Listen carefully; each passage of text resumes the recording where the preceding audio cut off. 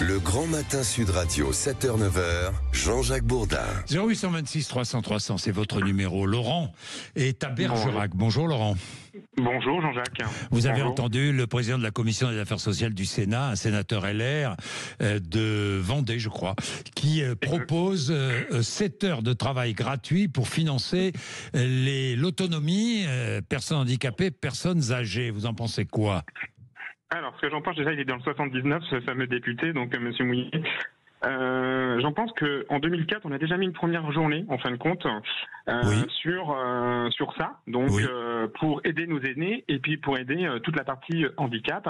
Oui. 20 ans après, rebolote, on demande à ce qu'on mette une journée en place. Oui. Alors, j'ai relevé des choses. Il dit que c'est que tous les acteurs actifs vont participer justement au financement de cela. Tous les actifs. Ouais. On fait quoi des gens qui ne travaillent pas par rapport à ça ? C'est toujours, on vient taper toujours sur les mêmes, en fin de compte. Ça, je suis assez d'accord avec vous, Laurent. Je suis assez d'accord avec vous. J'ai rien contre, Jean-Jacques, je suis comme vous, il faut qu'on aide nos aînés, il faut qu'on aide tout ça. J'ai rien contre là-dessus. Mais à chaque fois que le gouvernement a un souci financier, on vient taper sur les actifs. Alors là, c'est pas le gouvernement, hein, c'est le Sénat qui fait la proposition. C'est le Sénat. Mais à chaque fois qu'on a une difficulté, la difficulté elle est que financière à la base aujourd'hui. On parle, il faut 2 millions et quelques.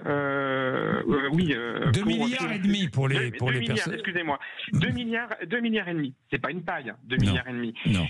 Alors, et je pense qu'il faut peut-être réfléchir, parce que évitons de mettre un peu le feu à l'heure actuelle au niveau des actifs. Je pense qu'on est assez plombé par les taxes et par nos impôts, parce qu'on travaille tous les jours pour ça. Il faut peut-être réfléchir à quelque chose d'autre avant de s'emballer. Je pense qu'on a des économies à faire, et au sein de toutes nos institutions, on a des économies à faire pour aller chercher ça et pour encore éviter de mettre les actifs au dos, à dos du frein par rapport à tout ça. Voilà. Laurent, je poserai la question au ministre de l'économie et des finances, Antoine Armand. Si vous l'aviez, je vais me faire l'interprète. Vous êtes patron, je vais me faire l'interprète parce que vous savez qu'ici, je défends les PME et les TPE, plus que jamais. Je vais donc me faire l'interprète de tous les patrons de PME et TPE à travers la question que vous auriez envie de poser au ministre de l'économie et des finances. Ce serait laquelle ?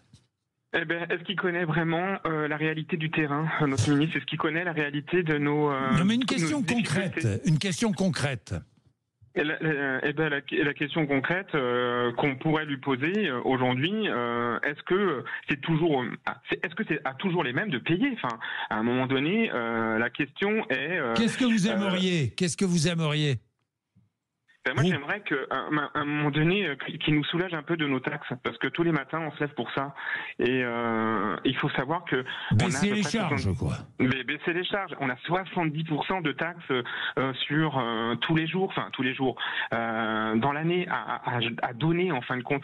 Si on prend sur 100 euros qu'on gagne, il nous en reste grosso modo 25 euros. 25 euros. Enfin, on ne vit pas, on survit. Nos entreprises, elles survivent. Alors, on est des petites, les petites entreprises survivent. Les gros groupes, eux, aujourd'hui, ils ont de la liquidité, entre parenthèses. Ils ont de la liquidité. Mais on survit. On est comme les agriculteurs ou les viticulteurs. On survit à l'heure actuelle de nos métiers. Bien, et on n'en vit pas, on survit. Merci Laurent. Bergerac, merci d'être avec nous sur Sud Radio le matin. Il est 7h59 et merci d'être avec nous. C'est la radio qui marche bien et j'en suis très très heureux. Merci, 7h59.